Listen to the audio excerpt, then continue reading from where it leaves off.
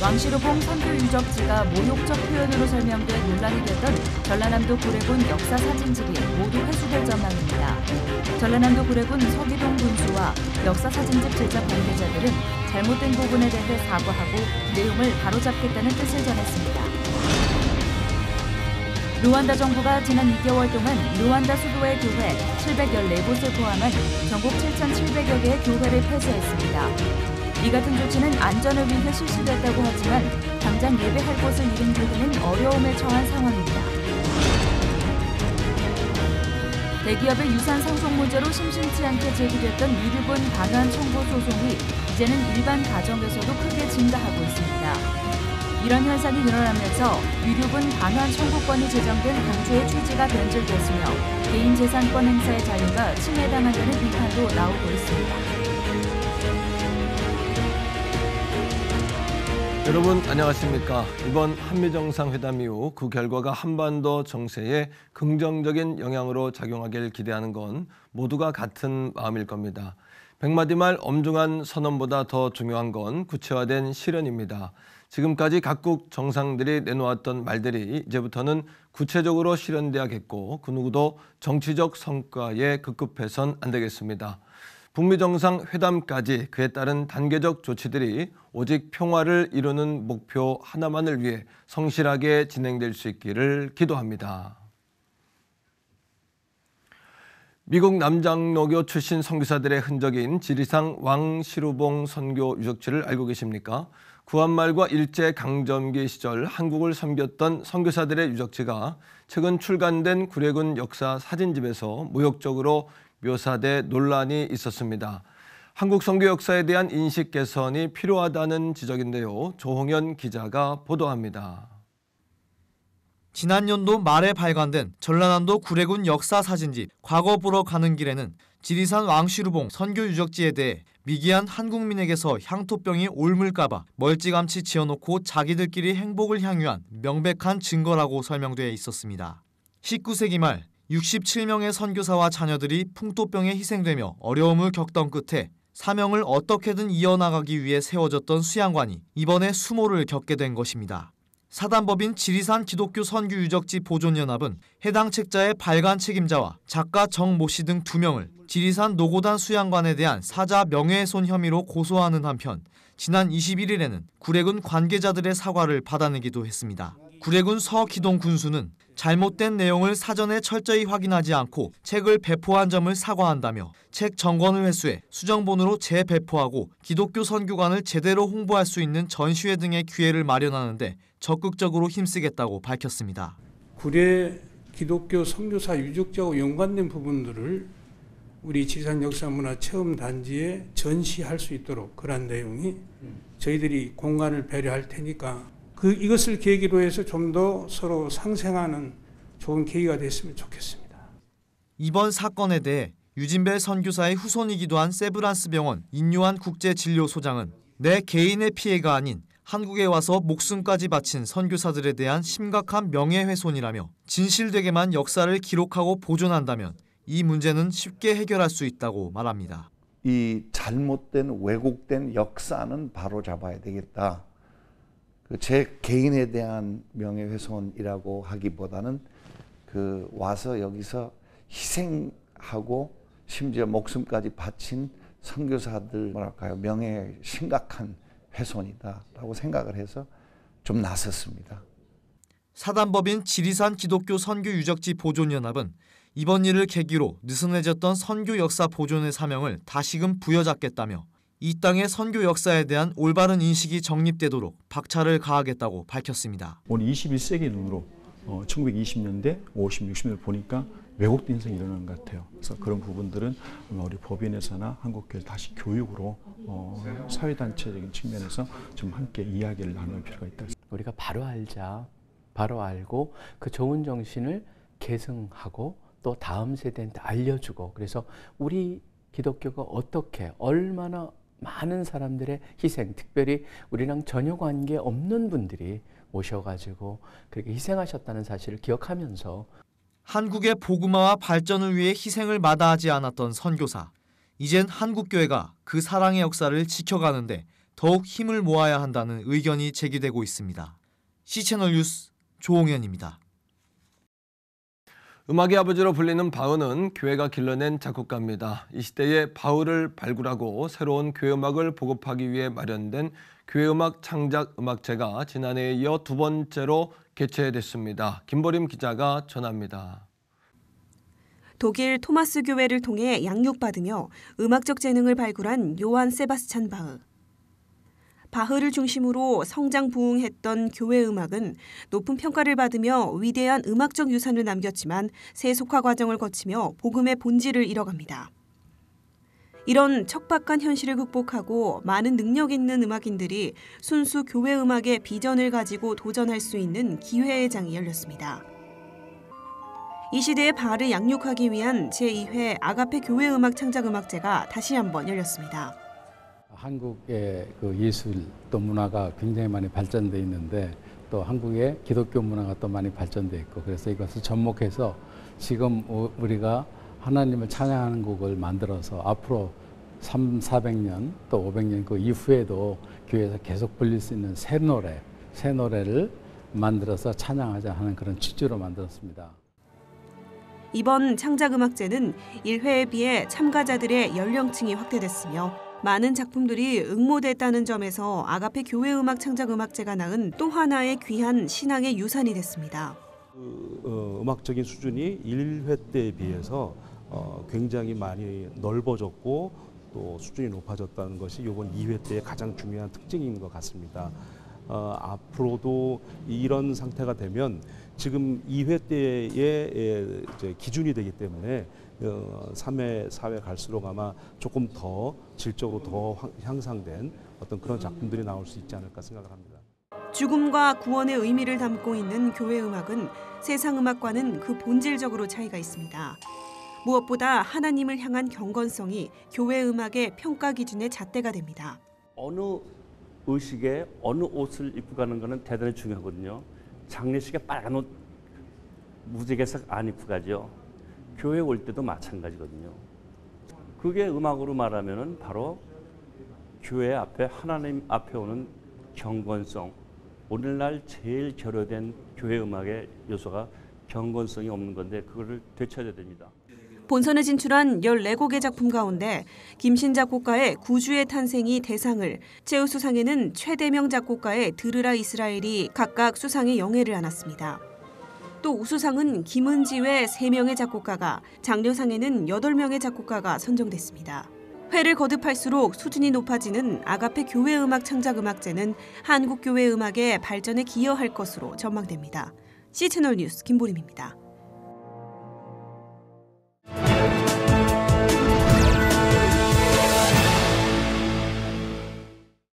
르완다 정부가 지난 2개월 동안 수도에 있는 교회 700여 곳을 비롯해 전국의 7천여 개의 교회를 폐쇄한 것으로 알려졌습니다. 관련 내용 르완다 현지 변영천 선교사님 전화 연결해서 알아보겠습니다. 선교사님, 먼저 앞서 말씀드린 내용이 현지에서도 확인이 되는 사실인지 궁금한데요. 어떻습니까? 네, 수많은 교회들과 종교시설이 폐쇄된 것은 교회들도 아니더라도 르완다에 살고 있는 사람이라면 누구나 알고 있는 사건입니다. 왜냐하면 전국적으로 폐쇄된 교회만 약 7천 개이고 그 외에 대부분의 교회들도 전 기간 내에 수리와 보수를 하겠다는 약속을 하고 폐쇄를 모면했기 때문입니다. 제가 사역하고 있는 산골 마을에도 교회가 4개 있는데 그중 3개가 예배당 안전과 위생 문제로 폐쇄를 당했습니다. 제가 섬기고 있는 교회는 안전에 문제가 없었기 때문에 바로 폐쇄되지 않았지만 50일 내로 화장실 4개와 주차장을 만드는 조건으로 폐쇄를 모면했습니다. 르완다 건축법의 교회는 화장실 4개와 주차장이 있어야 합니다. 아무리 안전을 문제 삼는다 하더라도 국가가 종교시설에 대한 폐쇄 의무를 결정할 수 있는 건지 궁금합니다. 르완다 정부는 안전과 위생에 문제가 있는 교회들을 영구적으로 폐쇄한 것이 아닙니다. 다만 르완다 건축법에 맞게 예배당을 보수 또는 재구축할 때까지 일시적으로 폐쇄한 것입니다. 르완다 대부분의 지형이 평균 1,500곳에 산소되어 있고 1년 중 6개월이 우기입니다. 이가 오면 산빛 아래 진흙으로 세워진 예배당들이 무너져 인명피해가 나고 있습니다. 이러한 문제를 해결하기 위해서 르완다 정부가 이번에 건축법을 강하게 적용하고 있는 것입니다. 현지 목회자들과 교회 입장은 어떻습니까? 반발도 만만치 않을 것 같은데요. 네, 갑작스러운 새로운 건축법 적용으로 예배된 폐쇄이기 때문에 현지 목회자들의 불만은 당연합니다. 하지만 그러한 불만을 공개적으로 표출하는 목회자들은 없습니다. 왜냐하면 루안다 정부가 법을 강하게 적용하고 있기 때문에 짧은 시기에 아프리카 나라들 중에서 가장 미래 성장률이 높고 깨끗하고 안전한 나라가 될 수 있었습니다. 그렇기 때문에 루안다 정부에 대한 국민들의 신뢰가 높습니다. 그런데 문제는 교회들이 경제적으로 열악하기 때문에 빠른 시일 내에 건축법에 맞게 예배당을 보수 또는 재건축할 수 있는 것입니다. 교회 입장에서는 큰 시련인 것은 맞습니다. 루안다 교회가 이런 시련을 이겨내고 깨끗하고 안전한 것과 함께 신앙적으로도 더 성숙한 교회가 될 수 있도록 기도해 주시면 감사하겠습니다. 네, 외부적으로 교회 건물을 허문다 해도 내 안에 있는 믿음은 결코 무너지지 않는다는 신앙, 이러한 굳건한 믿음이 루안다 교회와 성도들에게 함께 하시길 저희도 같이 기도하겠습니다. 선교사님 말씀 감사합니다. 네, 감사합니다.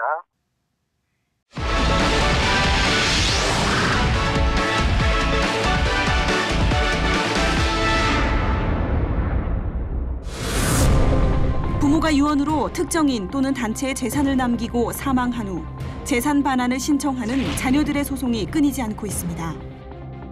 자식의 입장에서 부모의 유증을 취소할 수 있을 것인지에 대한 논란이 끊임없이 제기되고 있는데요. 유류분 반환 청구 소송 논란. 하나님의 법, 세상의 법에서 알아봅니다. 하나님의 법, 세상의 법, 이재만 변호사님 나오셨습니다. 변호사님 안녕하세요. 네, 안녕하세요. 최근 그 대기업 자녀들의 유류분 반환 소송, 네. 이런 소송들이 있었는데 요즘은 대기업뿐만 아니라 뭐 일반 가정에서도 이런 일이 많이 일어난다면서요? 네, 그렇습니다. 물론 재벌 같은 경우에 이런 유류분 소송이 언론에 보도되기는 하지만 네. 일반인의 경우에도 유류분 소송은 점차 증가하고 있습니다. 옛날에 비해서 상속재산의 규모도 훨씬 커져서 그렇죠. 돈의 가치 쪽으로 점점 더 가치가 많이 이동되는 그런 경향이 있습니다. 그러니까 웬만한 집의 경우에는 대체적으로 아파트 한 채다 그러면 한 몇 억씩은 되니까 그러니까 일단 상속재산이 몇 억만 되더라도 자식 둘이면 벌써 한 1억 5천씩 그렇죠. 나눌 수 있죠. 그래서 상속재산의 규모가 커진 점, 또 인간관계의 정보다는 황금만능주의 시대로 들어서면서 또 산업사회의 시대가 되면서 또 어떤 그 개인주의랄까 합리주의가 정착되면서 그러면서 자기 권리를 찾으려고 하는 그런 경향이 점점 늘어났죠. 그래서 결국은 예전에는 그냥 부친이 사망하면 재산은 그냥 큰아들한테 거의 다 갔죠. 법도 그렇게 돼 있었고요. 네. 그 큰아들이 나머지 자식들 결혼하거나 이러면 주는 정도였지. 그리고 뭐 그런 점이 일반화됐었습니다. 근데 그러다가 지금은 장자, 차남, 딸 구별 없이 동등하게 배분되게 되니까 다른 그 자손들도 이 상속 재산에 대한 지분을 주장하게 되고 그 주장을 부모님이 큰아들한테 다 줬다라고 하면 왜 그러느냐. 그러면서 자기 지분을 주장할 수 있는 권리가 생긴 거죠. 그렇군요. 그것이 이른바 유류분입니다. 네. 근데 요즘에는 형제끼리의 다툼뿐만 아니라 단체에 기부한 것까지도 소송을 벌인다. 이런 이야기가 있습니다.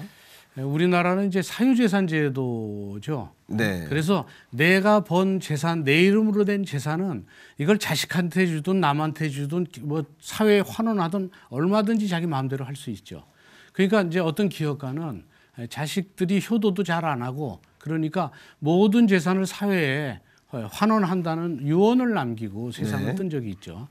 그러니까 결국 그 회사에 전부 모든 재산이 기부가 됐고 그 재산에서는 이분의 이름을 따라서 그 재산이 뭐 장학금이라든지 이런 것이 집행이 되는데 이런데 그 상속 재산을 받지 못한 그 자손들이 그 공익단체를 상대로 기부받은 단체를 상대로 내 상속 지분의 일정 부분인 유류분을 내놓으라고 반환 청구 소송을 했죠.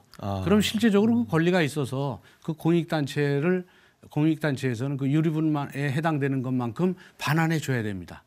그래서 그런 소송들이 늘어나고 있습니다. 그렇군요. 유럽은 청구권 어떤 반환 그 청구권에 대한 그 것들이 생긴 계기가 그런 의미는 아닐 것 같은데 어떤 의미에서 이런 법이 생겼습니까? 네, 최초의 의미는 가정 내에서 소외된 약자를 보호하기 위한 그런 취지입니다. 그렇군요. 가령 가정 내에 형제도 있고 많이 있는데 그 중에 이제 부모한테 다 제일 마음에 들고 제일 뭐 효도 많이 한 것처럼 보여지는 그 자식이나 또는 뭐 재혼을 했을 때 뭐 후처에게나 또는 어떤 처한테 모든 재산을 이렇게 사전에 다 유언해서 주고 나면 남은 가족들이 살아가기가 어렵죠. 재산이 없으니까. 그렇죠. 그 생계에 위험이 있을 수 있으니까 이 생계 위험을 방지하기 위해서 그래서 결국은 유류분 제도가 이제 만들어진 것이죠. 네, 예. 그런데 이제 현재는 생계의 위협을 받을 만큼 결국 그 사회적 약자가 가정 내에 있는 것이 흔한 것도 아니고 그렇죠. 또 이 사적 자치 원칙에 의해서 사유재산 제도가 있는 현 제도 하에서는 자기 재산을 공익단체에 기부하면 그분의 유지도 자손들도 받들어야 되는 것 아니냐.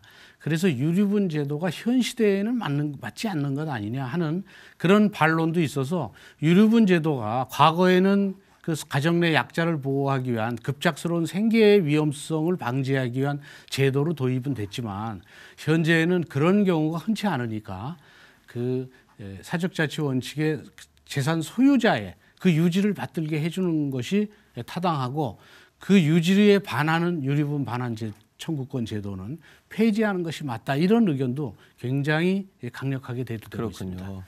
그럼 부모님들께서 이제 그 유언을 했을지라도 법적으로 유언을 했을지라도 그 재산에 대한 권리가 그 권리 행사가 자녀들에게도 있다. 뭐 이렇게 해석할 수 있는 겁니까? 예, 그렇죠. 이제 유류분이라는 것은 가령 이제 아파트 한 채가 있는데 이제 이거를 5억짜리 아파트를 자식이 둘 있는데 이게 그냥 돌아가시면 2억 5천씩 받죠. 그렇죠. 근데 이거를 자식이 둘 있는데 자식들한테는 뭐 효도도 안 하고 이 돈 줘봐야 뭐 도박이나 할 것 같고 술이나 먹고 이럴 것 같으니까 그럴 바에는 정말 건실한 학생들이 공부할 수 있도록 자기 모교 대학교의 5억을 전체를 장학금으로 내놓을 수도 있죠. 그렇게 내놓게 되면 2억 5천씩 받아야 될 자손들은 아무것도 못 받는 거죠. 그렇죠.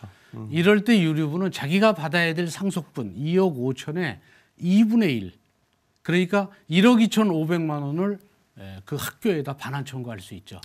그러면 결국 학교는 10억을 결국은 5억을 받았지만 자손들 둘한테 나머지 2억 5천을 1억 2,500씩 돌려줘야 되죠. 그렇군요. 그래서 1순위인 자손인 경우에는 자기 상속 지분의 2분의 1 그다음에 이제 2순위인 형제자매의 경우에는 이제 3분의 1을 자기 상속 지분의 3분의 1을 유류분 반환 청구권으로 반환 청구할 수 있습니다. 그렇군요. 그럼 소송할 수 있는 어떤 그 시기나 기간도 정해져 있습니까? 네, 소송 그 반환 청구 시기는 딱 정해져 있어요.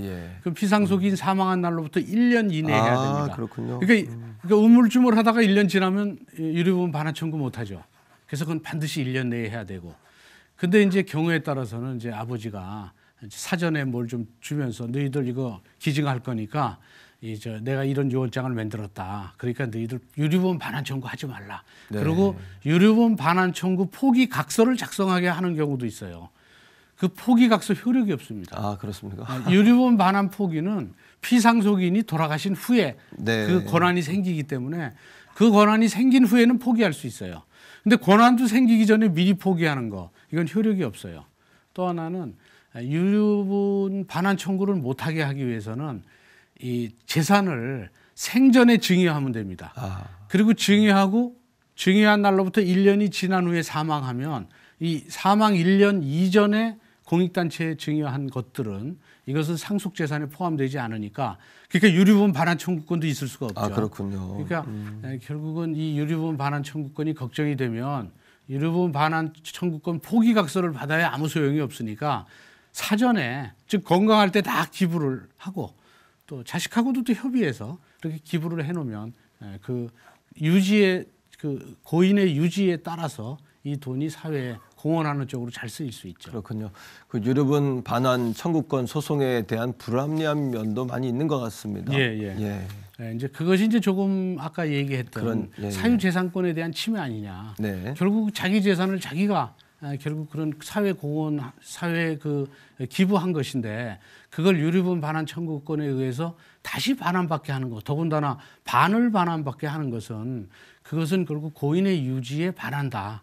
그리고 자식들도 그 부모가 그렇게 원하면 그 유지를 받드는 것이 맞는데 법적으로 유지를 받들지 못하게 하는 것이 과연 이 시대에 맞는 법이냐. 네. 그래서 이 법이 만들어진 예전에는 사회적 약자에 대한 급격한 생계 유지의 위험성에서 보호해주기 위해서 만들었지만 지금은 이제 밥을 못 먹는 사람들은 없는 시대잖아요. 지금은. 그렇기 때문에 유류분 반환 청구권 제도를 폐지하자 이런 의견들도 많이 있습니다. 그렇군요. 사실 근본적으로는 이것이 이제 부모와 자녀와의 관계가 평화하고 또 사랑하고 존경하는 관계라면 문제될 게 아무것도 없지 않겠습니까?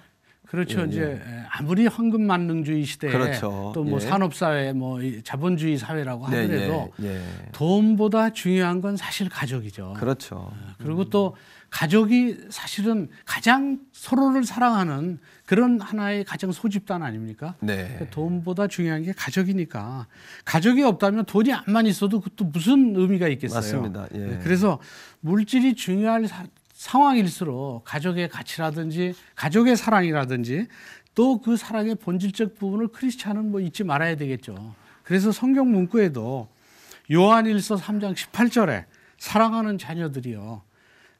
우리는 말과 혀로만 사랑하지 말고 행함과 진실함으로 사랑하자.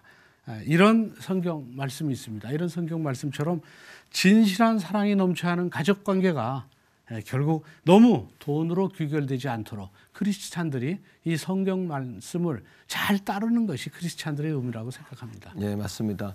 마지막 때가 될수록 또 부모와 자녀, 가정이 깨지는 것이 하나님의 뜻이 아닌 마귀의 전략일 텐데요. 예.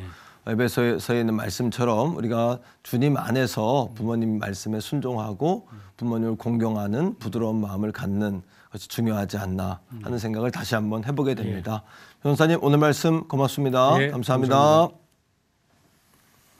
요즘은 장미의 계절입니다. 장미꽃에는 아름다움만 있는 게 아니라 가시가 있는데 하나님이 아름다운 꽃뿐이었던 장미에 가시를 주신 것이 아니라 가시뿐이었던 장미에 아름다운 꽃을 주셨다는 말이 있습니다. 모든 일을 이런 시각으로 본다면 매사에 감사가 넘칠 텐데요. 아름다운 계절, 감사가 넘치는 날들이 되시기를 바랍니다.